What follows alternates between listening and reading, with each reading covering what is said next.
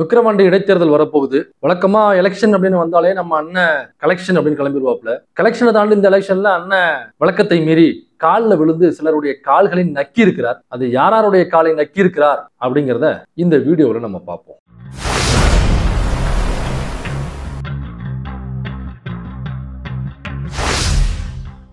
ஐயா விஜயகாந்த் அவர்கள் அம்மா ஜெயலலிதா அவர்களோடு கூட்டணி வைக்கும்போது நான் அவருடைய 45 தொகுதியில் நின்றார்கள். அவர்கள் 45 தொகுதியிலும் அவர்களை ஆதரித்து நான் வேலை செஞ்சேன். ஐயா விஜயகாந்த் அவர்களுக்கும் நான் வேலை செஞ்சேன். அவருடைய தொகுதியில் போய் நான் வேலை செஞ்சேன். ஒரு தடவை ஒரே ஒரு தடவை எங்களுக்கு தோணு நான் நின்றுருக்கேன். உங்களுக்கு நின்றுருக்கேன், நீங்கள் யாரும் மறுக்க முடியாது. நின்றுருக்கேன். இந்த ஒரு தேர்தல், ஒரு இடைத்தேர்தல் தான். நீங்கள் நிக்கல. அதனால உங்கள் ஆதரவை எளிய மக்கள் எங்களுக்கு நீங்கள் வெற்றி பெற செய்ய வேண்டும் என்று அன்போடு வேண்டுகிறேன். அண்ணன் பேசுறதுல உள்ள முரண்பாடுகள் என்ன அப்படிங்கறத நான் பின்னாடி விளக்குறேன். அதுக்கு முன்னாடி ஏதோ வழக்கமா எல்லா எலெக்ஷனும் ஒரு டைலாக் விடுவீங்க. என்ன டைலாக் இது? நாங்க தனிச்சுதான் நிப்போம், நான் யாருமே கூட்டணி வைக்க மாட்டேன் அப்படின்னு சொல்லுவாப்புல. ஆனா இந்த எலெக்ஷன்ல விக்கிரவாண்டி இடைத்தேர்தல்ல அதிமுக நீங்க தேர்தல நிக்கல, அதனால எனக்கு நீங்க ஆதரவு கொடுங்க. தேமுதிக நீங்களும் எலெக்ஷன்ல நிக்கல, அதனால நீங்க எனக்கு ஆதரவு கொடுங்க அப்படிங்கிறது கிட்டத்தட்ட அது கூட்டணி தானப்பா. மற்ற கட்சிகள்லாம் கூட்டணி வைக்கிறீங்க, நீங்க கூட்டணியை உதறி விட்டு என் கூட தனியா நின்று ஜெயிச்சுக்காமே, தனியா நின்று என்னை விட ஒத்த ஓட்டுன்னு அதிகமா வாங்கி காமிச்சிரு அப்படின்னு பேசுவாப்புல அண்ணன். அப்ப தனியா நிக்கிறதா அவருடைய பலமா நினைச்சிட்டு இருக்காப்புல. அந்த கட்சியில் உள்ள தம்பிகளும் பலரும் அண்ணன் தனியா நிக்கிறது பெரிய பலம், பாருங்க நாங்க கூட்டணியே இல்ல, எங்களுடைய தனி பலத்துல நாங்க 8.2% வாக்கு வாங்கி நாங்க மாநில அந்தஸ்தை பெற்றிருக்கோம், நாங்க யாருக்கும் கூட்டணியே இல்லை, இது எங்களுடைய தனி வாக்கு, நாங்க எங்க அண்ணன் நம்பி எங்களுடைய தமிழ் தேசிய கொள்கைகளை நம்பி அப்படி ஒண்ணு இருக்கா என்ன? சரி, இல்லைன்னா கூட இருக்குன்னு நம்புகிற தம்பிகளுக்கு இப்படி சில கொள்கைகள் நாங்க வச்சிருக்கிறோம், இதை நம்பிதான் நாங்க 8.2% வாக்கு வாங்கணுமே தவிர எந்த கட்சியையும் கூட்டணியில வச்சுக்கிட்டு அந்த ஓட்டை எங்க ஓட்டா காமிச்சுக்கிட்டு நாங்க காமிக்கல அப்படின்னு சொல்லி ஏற்கனவே இந்த மக்கள் நல கூட்டணின்னு ஒண்ணு உருவானுச்சு பாத்தீங்களா? அப்ப இந்த டிவி டிபேட்ல கூட அண்ணன் புல் போதையில தொடர் அருணன் அவர்களை ஒருமையில பேசினாப்ல. அதுல என்ன சொன்னாப்லன்னா, நாங்க தனிச்சு நிக்கிறோம், அதே மாதிரி நீங்களும் நாங்க மக்கள் நல கூட்டணியை விட ஒத்த ஓட்டு நான் அதிகமா வாங்கிட்டேனாக்கா நான் நேரடியா கட்சியை கழிச்சிட்டு சிபிஎம்ல நேரடியாக சேர்ந்துறேன் அப்படின்னு சொன்னாப்ல. மக்கள் நல கூட்டணியை விட நான் அதிகப்படியான வாக்க வாங்கி காட்டி நிக்கலன்னா நான் கட்சியை கழிச்சிட்டு கம்யூனிஸ்ட்ல சேர்ந்துறேன். ஒரே பதிவு எழுதி வச்சுக்கிறேன். அதுக்கப்புறம் மக்கள் நல கூட்டணி இவங்க நாம் தமிழர் கட்சியை விட அதிகமான வாக்குகள் தான் வாங்கினாங்க. நான் அண்ணன் சொன்ன வாக்கு நிறைவேற்றல, வாக்கு தவறிட்டாப்ல. அதுக்கப்புறம் ஏங்க அப்படி வாக்கு தவறிட்டீங்க அப்படின்னு கேட்கும் பொழுது, இல்ல நான் சொன்னது என்னன்னா, அதாவது தனிச்சு நிக்கணும், சிபிஎம் தனிச்சு நிக்கணும் அல்லது மற்ற கட்சிகள் தனிச்சு நின்று என்னோட அதிகமான வாக்கு வாங்கியிருக்காம தான் நான் சொன்னேன் தவிர கூட்டணி நான் சொல்லவே இல்லையே, நான் மக்கள் நல கூட்டணி நான் சொல்லவே இல்லையே அப்படின்னு சொன்னாப்ல. அப்புறம் அந்த கிளிப் எல்லாம் போட்டு காமிச்சோம். சரி, இதை விட்டுருவோம். இப்போ ரீசெண்டா நடந்த எலெக்ஷன்ல கூட நான் பிஜேபியை விட அதிகமான வாக்குகள் வாங்கி காமிக்கிறேன், உனக்கு தில்லு தைரியம் இருந்தா தனிச்சு நின்று என்னை விட அதிகமான வாக்குகள் வாங்கி காமி அப்படின்னாங்க. பிஜேபி நின்ற தொகுதிகளில் கூட பார்த்தோம்னாக்கா நாம் தமிழர் கட்சியை விட அதிகமான வாக்குகள் தான் அவங்க வாங்கியிருந்தாங்க. அப்புறம் அதுக்கு ஒரு அண்ணன் காரணமும் சொன்னாப்ல, நான் சொன்னது தனிச்சு நிக்கணும், என்ன மாதிரி நீங்க பாமக அந்த கட்சி இந்த கட்சி எல்லாத்தையும் கூட்டணி வச்சுக்கிட்டு என்னோட அதிகமா வாங்கி தனிச்சு நிக்கணும் அப்படின்னு சொல்லி எஸ்கேப் பண்ணாப்ல. சரி, அப்ப தனிச்சு நிக்கிறதானே வீரம் நினைக்கிறீங்க நீங்க? அப்ப தனிச்சு நிக்கிறதா வீரம்? இப்படி கூட்டணி வச்சு நிக்கிறது அப்படிங்கிறது ஒரு கோழைத்தனம், அது மக்களுக்கு எந்த ஒரு நன்மையும் பயக்காது. தனிச்சு நின்று வாக்கு வாங்கி ஜெயிச்சாதான் அது வீரம், மண்டியிடாத மானம், வீழ்ந்து விடாத வீரம் அப்படின்னு சொன்னாப்ல. அப்புறம் இந்த எலெக்ஷன்ல என்ன மானாவுக்கு நீங்க போயிட்டு அதிமுக எலெக்ஷன் நினைக்கல, அதனால எனக்கு நீங்க ஆதரவு கொடுங்க, ஏன்னாக்கா நான் உங்களுக்கு நின்றுருக்கேன், அதனால நீங்க எனக்கு நெல்லுங்க, தேமுதிக நானும் உங்களுக்கு நின்றுருக்கேன் நீங்களும் நின்னுங்க அப்படின்னு சொல்றது இது ஒரு கூட்டணி தானே. கூட்டணியில என்ன பண்ணுவாங்க, ஒரு கட்சி இன்னொரு கட்சியில கூட்டணி வைக்கும். இப்ப அந்த கட்சி இந்த கட்சி ஒரு தொகுதியில நிக்குதுனாக்கா கூட்டணியில் இருக்கிற கட்சி அந்த தொகுதியில நிக்காது, அதுதான் உடன்படிக்கை. அப்ப அந்த தொகுதியில நிக்காத தொகுதியில இந்த கூட்டணியில உள்ள கட்சி நினைச்சுனாக்கா அந்த கட்சிக்கு அந்த கூட்டணியில் உள்ள கட்சிகள் மற்ற கட்சிகள் வேலை பார்க்கணும். இதுதான் இந்த கூட்டணி கட்சியினுடைய தர்மம். இதன்படிதான் கூட்டணி கட்சிகள் கூட்டணி வைப்பாங்க, மற்ற கட்சிகளோட அவங்களுக்கு சில சீட்டுகள் ஒதுக்குவாங்க. இவங்க நிக்காத தொகுதியில் அந்த கட்சி சேர்ந்த வேட்பாளர் நிற்கும் பொழுது அந்த தொகுதியில உள்ள இந்த நிக்காத கட்சியில் உள்ள வேட்பாளர்கள் அந்த தொகுதியில எந்த கட்சியில் உள்ள வேட்பாளர் நிற்கிறாங்களோ அந்த வேட்பாளர்களுக்கு அவங்க வாக்கு சேகரிப்பாங்க, கட்சி வேலைகள் பார்ப்பாங்க. இப்ப அதே தானே இங்கேயும் நடக்குது. அதிமுக எலெக்ஷன்ல நிக்கல, தேமுதிக நிக்கல, அதனால நாம் தமிழர் கட்சி நீங்க ஆதரவு கொடுங்க அப்படின்னாக்கா இது ஒரு மறைமுக கூட்டணி தானே அப்படின்னு என்ன சொல்ல வர்றாப்ல? அதாவது நாம் தமிழர் கட்சிக்கு எதிராக நீங்க வேலை பார்க்க கூடாது, அதிமுக தேமுதிகவும் எங்களுக்கு எதிராக நீங்க வேலை பார்க்காம எப்படி நீங்க எலெக்ஷன்ல நிக்கலனாக்கா அந்த ஆதரவு எனக்கு கொடுங்க அப்படிங்கிறது, அதுக்கு பிறகு தானே கூட்டணி. அப்ப அண்ணன் சீமான் அவர்கள் அதிமுக தேமுதிக போன்ற கட்சிகளுடைய காலை நக்கி பிழைக்க பாக்குறாரா? இதெல்லாம் தாண்டி அதிமுக தேமுதிக எலெக்ஷன்ல நிக்கலங்கிறத விடுங்க, அவங்க கிட்ட போய் நீங்க எதுக்குன்னு ஆதரவு கேட்குறீங்க? வெக்கமா இல்ல உங்களுக்கு? மான வக்கம் சூடு சொரணை, சோறு திங்கிறீங்களா வேற எதுவும் திங்கிறீங்களா? இல்ல ஒருவேளை சோறு திங்கிறீங்கனாக்கா சோத்துல உப்பு போட்டு திங்கிறீங்களா இல்லையா? உடம்புல கொஞ்சமாச்சும் இந்த அந்த வெக்கம் மான சூடு சொரணன்னு சொல்லுவாங்களே அதெல்லாம் இருக்கா இல்லையா? அப்படி ஊத்துட்டு தெரியுறீங்களா அப்படின்னு யாராவது கமெண்ட்ல வந்து உங்களுக்கு கேட்பாங்கண்ணே, தொடர்ந்து ஃபாலோ பண்றவங்க. ஏன்னா நீ கட்சி ஆரம்பிச்சு கொஞ்ச நாள் கழிச்சு என்ன சொன்ன, இந்த திராவிட கட்சிகளை அழிப்பது ஒழிப்பது தான் என்னுடைய நோக்கம், என்னுடைய குறிக்கோள்னு சொன்னீங்கல்ல. அது திமுக மட்டும் இல்ல, திராவிடம்னு பேர் வச்சுக்கிட்டு வர எந்த கட்சியா இருந்தாலும் எதிர்ப்புன்னு சொன்னீங்கல்ல. இப்ப அதிமுகங்கிறது அண்ணா திராவிட முன்னேற்ற கழகம், திமுக அதிமுக ரெண்டுமே திராவிட கட்சிகள் தான், ரெண்டுமே நம்முடைய எதிரிகள் தான் அப்படின்னு சொன்னீங்க. அப்ப அதிமுக கிட்ட போய் நீங்க ஆதரவு கேட்கறீங்கன்னாக்கா ஒரு திராவிட கட்சியினுடைய ஒரு தலைவன் கிட்ட போயிட்டு அல்லது இந்த கட்சியினுடைய தலைவருடைய காலில் விழுந்து அவருடைய காலை நக்கி, அதாவது திராவிடம் என்று பேசுகிற திராவிடத்துக்கு சப்போர்ட்டாக இருக்கிற பெரியார் அண்ணா போன்ற திராவிட தலைவர்களை தூக்கி பிடிக்கிற அந்த கட்சியில உள்ளவங்களுக்கு தலைமைக்கு அந்த திராவிடம்னா என்ன அப்படின்னாக்கா அதை ஆய்வுகள் செய்யணும், அதெல்லாம் வந்து வரலாற்று அறிஞர்கள் பேசணும் அப்படின்ற தலைவர் இருந்தாலும் கூட அவங்க ஒருபோதும் பெரியார் அண்ணாவிற்கு எதிராக எந்த ஒரு கருத்தையும் பேச மாட்டாங்க. ஏன்னா அந்த கட்சியினுடைய கொள்கை இருக்கா இல்லையா, திராவிடம் அப்படிங்கிறத நம்மளுடைய பிடிப்பு அப்படின்னு நம்பி இருக்காங்க அவங்க. அப்ப அப்படி இருக்கிற ஒரு கட்சியினுடைய தலைவருடைய காலை அல்லது அந்த கட்சியினுடைய தொண்டர்கள காலில் விழுந்து நக்கி ஓட்டு கேட்கறீங்கன்னாக்கா அப்ப அந்த திராவிடத்தினுடைய காலை விழுந்து நக்கிறது என்ன சமம்? திராவிடத்துக்கு எதிராக பேசுறாங்க, திராவிடத்தை ஒழிக்க போறாங்க, கடைசியில திராவிடத்துடைய காலில் வந்து விழுந்து அந்த காலை நக்கி சுத்தம் பண்ணி அதன் மூலமாக வாக்கு வாங்கி ஜெயிக்கணும்னு என்ன என்ன மானம் மண்டிட்டுச்சா, வீரம் விழுந்து போச்சா? நான் சொல்லல இந்த திராவிடத்துக்கு எதிராக பேசுறேன், திராவிடத்தை ஒழிக்க போறேன்னு கிளம்புற பல பேரும் கடைசியில அந்த திராவிட கட்சியினுடைய காலில் விழுந்து அதை நக்கிதான் பழைப்பாங்கன்னு நான் சொன்னல.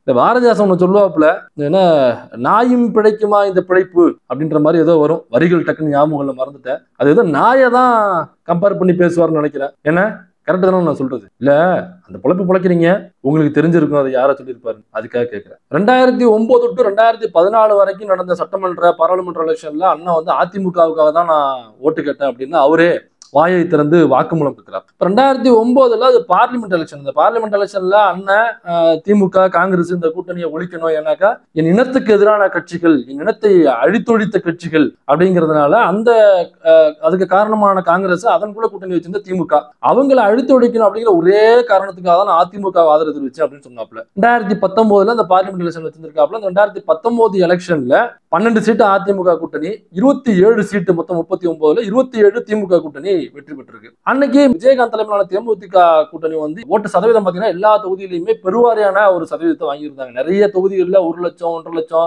பெருவாரியான தொகுதிகளில் 50,000க்கு மேல இப்படி வாங்கினதுனால வெற்றி தோல்வியை தீர்மானிக்கிற ஒரு சக்தியாக தேமுதிக அன்னைக்கு வளர்ந்துருக்கு. அவங்களோட வாக்கு சதவீதம் 10.26 என்னமோ அந்த எலெக்ஷன்லயே 10.26 வாங்கி அவங்க அந்தஸ்து வாங்கிட்டாங்க. சின்னம் அந்த மாநில அந்தஸ்து அது எல்லாமே அந்த எலெக்ஷனை வாங்கிட்டாங்க. ஆனா இத்தனை வருஷமா கட்சி நடத்துற இப்பதான் உன்னால 8.2 தொட முடிஞ்சிருக்கு. அப்படி 10.26% வாங்கின தேமுதிக இன்னைக்கு ஆள் அட்ரஸே காணும், அந்த கட்சி எங்க இருக்குன்னு தெரியல. அப்ப அந்த எலெக்ஷன் அண்ணன் என்ன சொல்றாப்புன்னா 2009 நான் அதிமுகவுக்கு சப்போர்ட்டா பேசினேன், அதிமுக வரணும்னு சொல்லிட்டு, ஏன்னா திமுக கூட்டணிக்கு எதிராக பேசணும் அப்படிங்கிற பொழுது சரி திமுகவுக்கு எதிராக பேசணும்னு வச்சுப்போம். அப்ப அதிமுக கூட்டணிக்கு ஆதரவா பேசணும்னாக்கா அன்னைக்கு தேமுதிக 4 முனை கூட்டணியில அது ஒரு முனையில இருந்துச்சு. தேமுதிக தனியாக நின்று அந்த எலெக்ஷன்ல அட்டன் பண்ணாங்க. அட்டன் பண்ணும் போதுதான் தேமுதிக 3வது இடத்தை பிடிக்குது. அப்ப அது அதிமுக கூட கூட்டணி இல்ல, அதிமுக கூட கூட்டணி இருந்தாக்க நீ அதிமுக பேசும் பொழுது தேமுதிகவுக்கும் ஆதரவா பேசியிருப்பேன்னு எடுத்துக்கலாம். நான் 2009 நீ அதிமுகவுக்கு ஆதரவா பேசியிருந்தேன்னா அப்ப 2009 அதிமுகவுக்கு எதிராக நின்ற தேமுதிக நீ தேமுதிகவுக்கு எதிராக பேசிருக்க முடியும். அப்பனா தேமுதிகவுக்கு ஆதரவா பேச முடியும். அதிமுக ஜெயிக்கணும்னா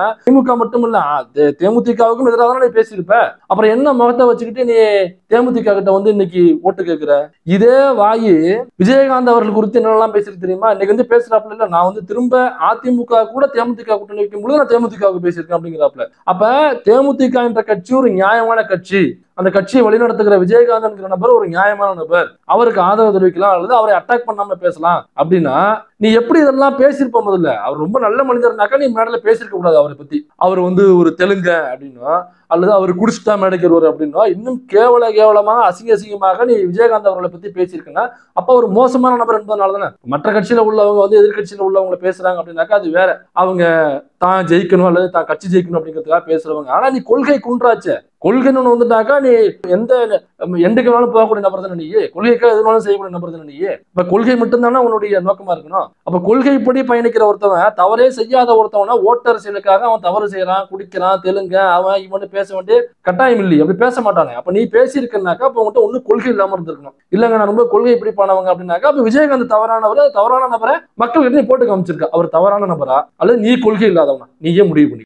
அவர் கிங்கா கிங் மேக்கரா அப்படின்னு கேட்கிறாரு. நான் கிங்கா கிங் மேக்கரான்னு. அவர் கிங்கும் இல்ல கிங் மேக்கரும் இல்ல, அவர் ஒரு ஜோக்கர். அவரு தமிழகத்தில் ஒரு பெரும் புரட்சியை ஏற்படுத்த பிடல் காஸ்ட்ரோ சேகர போல ஒரு புரட்சியாளர் வந்திருக்கிறார் ஐயா விஜயகாந்த் அவர்கள். இந்த நிலத்தில் எதை பற்றி அவர் கவலை இருக்குது? காவிரி ஆற்றில் தண்ணி வரலைனா, முல்லை பெரியாறில் தண்ணி வரலைனா, எந்த ஆறுல தண்ணி வரலைனா என்ன, டாஸ்மார்க் பார்ல தண்ணி வந்தா அவருக்கு போதும். வேற என்ன அவருக்கு பிரச்சனை இருக்குது? விஜயகாந்தை முதலமைச்சராக ஒரு கூட்டணி ஓட்டுக்கிட்டு லூசு பயலு. அந்த கூட்டணிக்குள்ள இருக்கிற நல்ல கண்ணுக்கு கால் கட்ட மயிரளவுக்கு பெறுவானடா விஜயகாந்த். காலு கட்ட மயிரளவு. திருமாவளவனுடைய போராட்டத்திற்கும் ஈகத்திற்கும் ஒரு துளி அளவு பெறுவானா விஜயகாந்த். விஜயகாந்த முதலமைச்சர் ஆக்கிரணும்னா ஆந்திராவில் ஆகு, தெலுங்கானால போய் ஆயிக்க. ஏன் ஊர்ல உனக்கு என்ன வேலை? முதலமைச்சருக்கு எத்தனை எழுத்துன்னு சொல்ல சொல்லு, பதவியே கொடுத்துருவோம். தமிழர் நிலத்தை விஜயகாந்த் நாட்டை கொடுத்துட்டு கையெட்டி நிக்கிறதுக்கான நாங்க இருக்கிறோம். அவ்வளவு கேடு கட்ட கேனப்பை மக்களடா. நாங்க கேவலம் ஒரு கபடி டீமுக்கு கூட கேப்டனா இல்லாதவனை பிடிச்சு கேப்டன் கேப்டன் கேப்டன். விஜயகாந்த் எல்லாம் முதலமைச்சரானா மொத்த தமிழனும் தீ குளிச்சு சாக வேண்டியதான். அன்னைக்கு பேசும்பொழுது விஜயகாந்த் அவர்கள் தெலுங்க எதுக்கு இங்க நிக்கிற, வேணா ஆந்திரா தெலுங்கானால போய் இல்லை, தமிழ்நாட்டுல எதுக்கு, தமிழ்நாட்டம் தான் தமிழன் தான் ஆளணும், நீ எப்படி ஆளுவ, நீ எதுக்கு எலெக்ஷன் வந்து நிக்கிற அப்படின்னு அண்ணன் பேசியிருக்காப்ல. இப்ப அப்படியாப்பட்ட ஒரு தெலுங்கனாக இருக்கக்கூடிய விஜயகாந்த், நம்முடைய கூற்றுப்படி இல்ல, அண்ணன் சீமான் அவருடைய கூற்றுப்படி. அப்ப விஜயகாந்த் ஒரு தெலுங்கு அப்படின்னு வச்சுப்போம். அப்ப தெலுங்கராக இருக்கக்கூடிய விஜயகாந்த் அவருடைய கட்சியில உள்ளவங்க அப்ப விஜயகாந்தனுடைய விசுவாசியா தானே இருப்பாங்க. அப்போ ஒரு தெலுங்கருடைய விசுவாசி இன்னொரு தெலுங்கராக தானே இருக்க முடியும். அவர் தமிழராக இருந்தாலும் கூட ஒரு தெலுங்கர்கிட்ட விசுவாசியா இருக்காருனாக்கா அப்ப அந்த தமிழர் தெலுங்கரா தானே இருக்க முடியும். சும்மா தமிழ் பேசுறாரு அப்படிங்கிறதுக்காக தமிழர்னு சொல்ல முடியாது இல்ல. அப்படி இல்ல. அப்போ ஒரு தமிழருக்கு துரோகம் செய்யறாரு, தமிழ் தேசிய ஆட்சியை கொண்டு வர்ற எங்க அண்ணன் சீமானுக்கு எதிராக ஒருத்தர் இன்னொரு கட்சியில போய் விசுவாசியன் ஒரு தமிழர் இருக்காருனாக்கா அவரை போய் நம்ம தமிழர்னு எடுத்துக்க முடியும். அப்ப அந்த தெலுங்கருக்கு அல்லது தெலுங்கருக்கு விசுவாசியா இருக்கக்கூடிய அவர்களுடைய ஓட்டை வாங்கி நீ என்ன பண்ண போறன்னு கேட்கிறேன். நீ தானே சொன்ன அவர் தெலுங்கு, ஆந்திராவுக்கு தெலுங்கு, இதுக்கு பொண்ணு, தெலுங்கானாவுக்கு பொண்ணு. இன்னைக்கு அவருடைய ஓட்டை கேட்டு போய் நிக்கிறியா, இதுக்கு பேர் என்ன? அப்ப ஒரு தெலுங்கருடைய ஒரு திராவிட கட்சியினுடைய தலைவர் அந்த தொண்டர்களுடைய காலை நக்கி அல்லது இந்த காலை கழுவி குடிப்பதற்கு சமம் இல்லையா? இப்படி அந்த காலை நக்கி காலை கழுவி குடிச்சுதான் இந்த எலெக்ஷன் ஜெயிக்கணுமான? என்னென்ன மண்டி போடலாம், தப்பு கிடையாது. அதுக்காக படுத்துக்கிட்டேவா இந்த மன்னிப்பு கேட்கறது சொல்றேன். குறிப்பா தம்பி விஜய் பிரபாகரன் தோற்றுக்க கூடாது, அது எனக்கு மனச்சுமை வலி. அவங்க வெல்ல வைத்திருக்கலாம். இதுல விஜய பிரபாகரன் அவர்கள் ஜெயிச்சிருக்கணும். அவர் தோத்தது எனக்கு மனசுக்கு ரொம்ப கஷ்டம். அவர் உண்மையிலேயே ஜெயிச்சிருக்க வேண்டிய ஒரு நபர், அவர் ஜெயிச்சிருக்கணும்னு தான் நினைச்சேன் அப்படின்னு சொல்றாப்புல. இப்ப விஜய பிரபாகரன், அதாவது விஜயகாந்த் அவர்களுடைய பையன் விஜய பிரபாகரன், அவரு ஜெயிச்சிருக்கணும் அப்படின்னு நினைக்கிறாருன்னா, விஜய பிரபாகரன் எதிர்கட்சி இன்னொரு கட்சி, அந்த கட்சியில் உள்ள விஜய பிரபாகரன் ஜெயிச்சாக்க தான் கட்சியில் உள்ள ஒரு கேண்டிடேட் அவ்வளவு செலவு பண்ணி அவ்வளவு கொள்கைகளை மக்கள்கிட்ட பேசி அந்த மக்களுக்கு, அந்த தொகுதியில் உள்ள மக்களுக்கு ஒண்ணு நல்லது நடக்கணும்னாக்கா நாம் தமிழர் கட்சிக்கு ஓட்டு போடுங்கன்னா அந்த மக்கள் கிட்ட போய் பேசியிருக்கோம். அந்த தொகுதியில போட்டியிடுகிற தேமுதிகவை சேர்ந்த விஜய பிரபாகரன் ஒரு ஜெயிச்சிருக்கணும்னு நீங்க நினைக்கிறீங்கன்னா அப்ப இந்த கட்சியில உள்ள நாம் தமிழர் கட்சியில உள்ள கேண்டிடேட், இந்த பொண்ணு தான் கேண்டிடேட்னு நினைக்கிறேன். விஜய பிரபாகரன் போட்டிட்ட தொகுதியில நாம் தமிழர் கட்சி ஆப்போசிட்டா போட்டிட்டாங்கல்ல, அந்த பாப்பா தான் நினைக்கிறேன். சித்த மருத்துவர் எதுக்கு ஸ்டெத்து போட்டு திடீர்னு தெரியல. இல்ல ஸ்டெத்து போட்டுப்பாங்க, நான் பார்த்திருக்கேன்.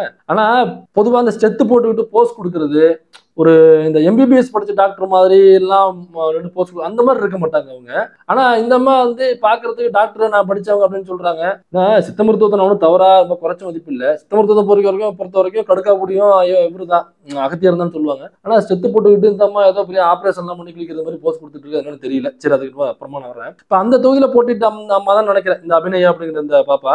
சோ அந்த தொகுதியில அபிநயா அப்படிங்கிற ஒரு பாப்பாவை இந்த நம்ம நாம் தமிழர் சீமான் போட்டியிட வச்சிருக்காரு. அதே தொகுதியில போட்டியிடுகிற இவங்களை தோற்கடிக்கணும், திமுகவை தோற்கடிக்கணும் அப்படிலாம் போட்டியிடுகிற அதிமுக கூட்டணியில இருக்கிற விஜய பிரபாகரன் அவரு ஜெயிச்சிருக்கணும்னு சொல்றாப்புனாக்கா அப்ப அந்த தொகுதியில நீ என்ன நினைப்போட ஒரு பொண்ணை கேண்டிடேட்டா நிறுத்துவ? அந்த பொண்ணு ஜெயிக்கணும்னு சொல்லிதான் நீ கேண்டிடேட்டா நிறுத்திருக்கணும். அப்ப நிறுத்திருக்கணும்னாக்கா விஜய பிரபாகரன் தோத்தலும் சந்தோஷமா தான் இருக்கணும். ஏன்னா அதுல உன்னுடைய ஓட்டும் இருக்குல்ல, உன்னுடைய பிரச்சாரமும் இருக்குல்ல, இருக்கா இல்லையா?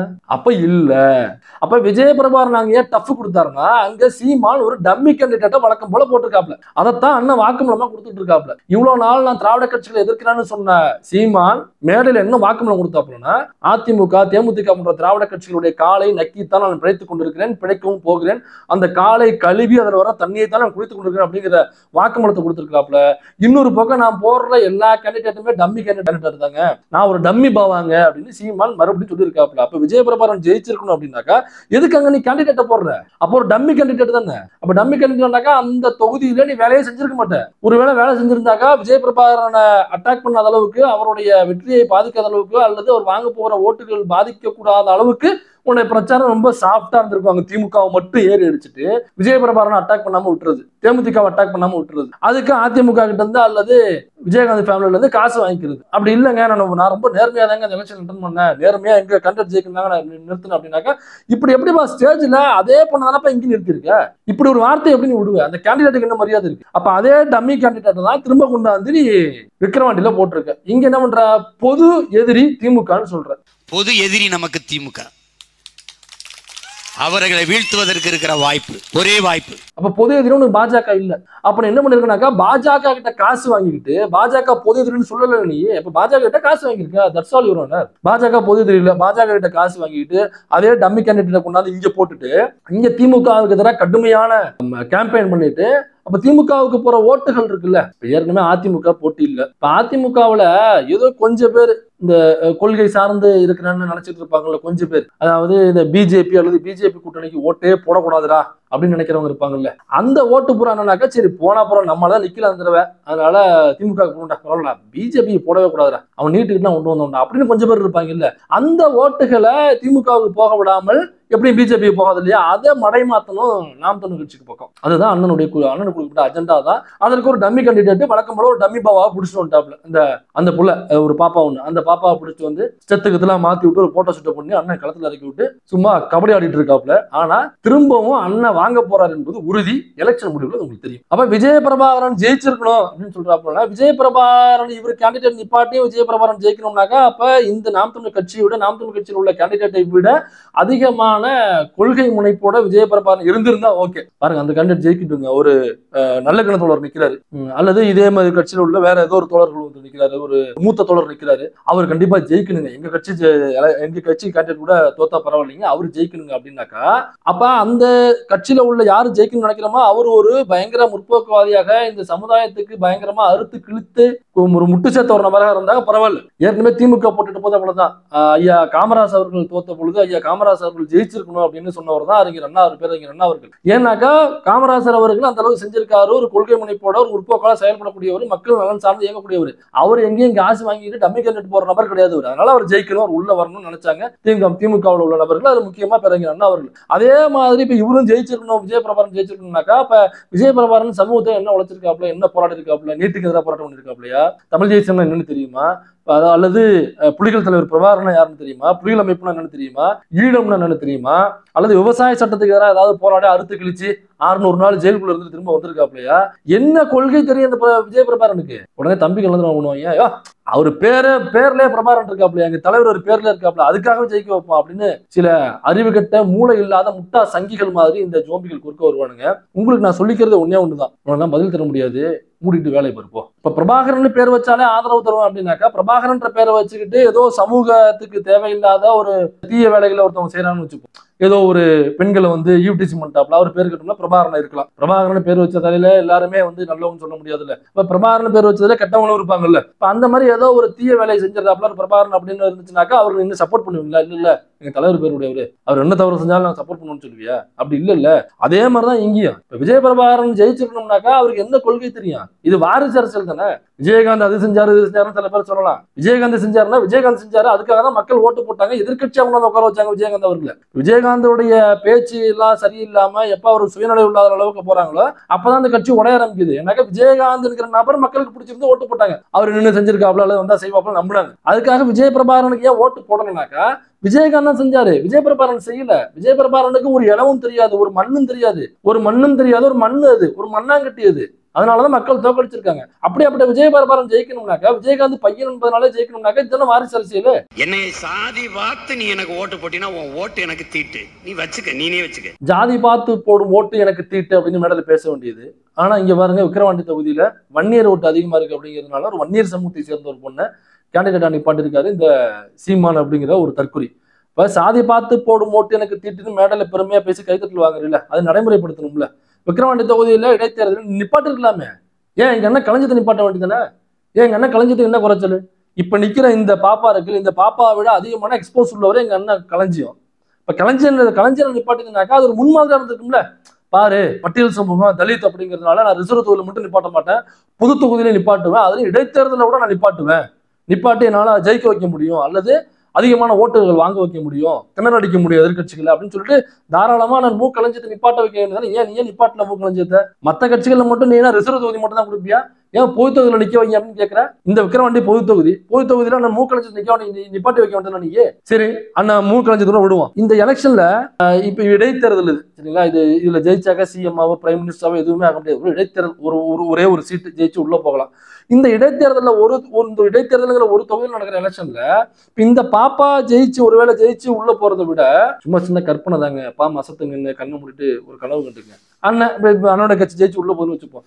அதுக்கு நீங்களே நிக்கலாமே, அந்த பாப்பா நிக்கிறதுக்கு பதிலா இந்த ஒரு சீட்டு ஜெயிச்சு அந்த பாப்பா போறதை விட நீ ஜெயிச்சு உள்ள போனீங்கன்னாக்கா உள்ள ஆளுங்கட்சி எதிர்கட்சி தெரிக்க விடாமல கேள்வி கேட்டு இந்த யூடியூப் சேனல் வீட்டுக்கு எல்லாரும் பிரஸ் மீட் வீர வணக்கம் போல் வணக்கம்னு சொல்லி எல்லா பிரஸையும் வரவழைச்சு பிரஸ் மீட்டுங்கிற பேர்ல தொண்டை படைக்க கத்துறதை விட்டுட்டு நேரடியாக சட்டமன்றத்துக்குள்ளே போய் கேள்வி கேட்கலாமே. நேரடியாக ஸ்டாலின் அவர்களுக்கு எதிராக அவரை கை நீட்டி கேள்வி கேட்கலாமே. திராவிடத்தை ஒழிப்போம்னு அங்க போய் நீ பேசலாமே. அங்க உள்ள அவைத்தலைவர் இருப்பாரு, அல்லது மற்ற கட்சியில் உள்ள நபர்கள் இருப்பாங்க, கேண்டிடேட்ஸ் இருப்பாங்க. இந்த தொகுதிக்கு ஏன் அது செய்யல, அந்த தொகுதிக்கு இது செய்யல, நான் நிக்கிற இந்த விக்கிரவாண்டி தொகுதிக்கு இது இல்லை, இது எனக்கு வேணும், அது அதிகமாக கள்ளச்சாராய பழக்கம் அதிகமா இருக்கு, தடுக்கணும், காவல்துறை ஏன் வேடிக்கை பார்க்குது, நேரடியா ஸ்டாலினை பார்த்து நீங்க கேள்வி வைக்கலாமே. சட்டமன்றத்துக்குள்ள போய் கேள்வி கேட்டாதான் இப்ப மாற்றங்கள் கொண்டு வர முடியும். அங்க போய் கேள்வி கேட்டாதான் இன்னும் பெருசா இருக்கும், இன்னும் தமிழ்நாடு முழுக்க மக்கள்கிட்ட போய் சேரும், பேசு பொருளாகும். அதை விட்டு போட்டு அப்ப நீ ஏன் நிக்கலாம்ல, எதுக்கு அந்த பொண்ணு நிக்கிற? அதான் திரும்ப சொல்ல வர்றேன். ஏன்னா அந்த பொண்ணு ஒரு டம்மி கேண்டிடேட்டு. அண்ணன் பிஜேபி கிட்ட காசு வாங்கியிருக்காப்புல, வலுவா வாங்கிட்டு திமுகவுக்கு எதிராக மட்டும்தான் பேசணும் அப்படிங்கிற கொள்கை நடிப்பில் அண்ணன் என்ன சொல்றாப்புல, அதிமுக தேமுதிக நீங்க நிக்கல, உங்க ஓட்டை எனக்கு போடுங்க, நம்முடைய பொது எதிரி திமுகவை இந்த எலெக்ஷன்ல தோக்கடிச்சு ஆகணும் அப்படிங்கிறாப்புல. எங்கேயாவது ஒரு இடத்துல பிஜேபிக்கு எதிராக, பிஜேபி கூட்டணியில் இருக்கிற பாமகவுக்கு எதிராக ஒரு இடத்துல பேசியிருப்பாப்லையா? ஏன் பேசல? பாமக யாரு? பிஜேபி கூட கூட்டணியில் இருக்கு, அங்க போய் நீ அதிகம் பேச வேண்டியது பாமகவுக்கு எதிராக தான் பேச. பொது எதிரி திமுகனாக்கா அப்ப பாஜகங்கிறது பொது எதிரி அல்லன்னு சொல்ல வர்ற. அப்ப ஒருத்தர்கிட்ட காசு வாங்கினவன் அவங்களுக்கு எதிராக பேச மாட்டான், சரிங்களா? அந்த மாதிரிதான் அண்ணன். எனக்கா நீங்க சவுக்கு சங்கர் எடுத்துக்கிட்டாங்க, கொக்கைன் சங்கர் இருக்காப்புல, அவரு எந்த இடத்துலயும் அதிமுக எதிராக பேச மாட்டாப்புல. ஏன்னா அதிமுக கிட்ட காசு வாங்கினாப்புல, அதிமுக தான் ஒரு ஃபண்டு பண்ணுது, பேக்கப் பண்ணுது, அதனால அதிமுக எதிராக பேச மாட்டாப்புல. அவங்கள்ட்ட காசு வாங்கிட்டு அவங்க எதிர்கட்சியா இருக்கக்கூடிய திமுக எதிராக பேசிட்டு இருப்பாப்புல. அண்ணன் என்ன பண்றாப்புல, இந்த எலெக்ஷன்ல பிஜேபிக்கு எதிராக பேசல, மும்முனை போட்டியா இருக்கு, திமுக பிஜேபி கூட்டணி பாமக, இந்த பக்கம் நாம் தமிழ் கட்சி. அப்ப நீ யாரை பேசணும்? ரெண்டு பேரையும் சமமா எதிர்த்து பேசணும். அப்ப பொது எதிரி திமுக அப்படின்னு சொல்றீங்கன்னாக்கா அப்ப அதிமுகவுக்கும் தேமுதிகவுக்கும் பொது எதிரி பிஜேபி இல்லைன்னு சொல்ல வரியா? அப்ப மறைமுகமா அதிமுக பிஜேபி டைப்ல இருக்காங்கன்னு சொல்ல வரியா? அப்படி இல்ல. அப்படி இல்லைனாக்கா நீ என்ன பண்ணணும்னா திமுகவுக்கு எதிராக பேசுறது மாதிரி பிஜேபி கூட்டணியில் இருக்க பாமகவுக்கு எதிராக தான் நீ பேசணும். நம்முடைய பொது எதிரி ரெண்டு பேரும் தான், பாமகவையும் தோக்கடிக்கணும், திமுகவையும் தோக்கடிக்கணும்னு பேசிருக்கணும். திமுக தான் நம்முடைய பொது எதிரினாக்கா அண்ணன் டம்மி கேண்டிடேட்டை போட்டு இங்க உள்ள திராவிட கட்சிகளா இருக்கக்கூடிய திமுக தேமுதிக போன்ற கட்சிகளுடைய காலை நக்கி அந்த கழுவி வர்ற தண்ணியை குடிச்சிட்டு எப்படியாவது திமுகவை மட்டும் தோக்கடிக்கணும், அல்லது திமுகவுக்கு போற ஓட்டுகளை போக விடாம பிஜேபிக்கு ஓட்டு போடாம இருப்போம் பார்த்தீங்களா, அவனை எப்படியாவது தாம் பக்கம் எடுக்கணும் அப்படிங்கிற அஜெண்டாவில் பிஜேபி கிட்ட காசு வாங்கிட்டு திராவிட கட்சிகளுடைய காலை மட்டும் இல்ல பிஜேபியினுடைய காலையும் மன்னன் சேர்த்து நக்குகிறார் என்பதுதான் இந்த வீடியோவில் நான் சொல்ல வர்ற கருத்து.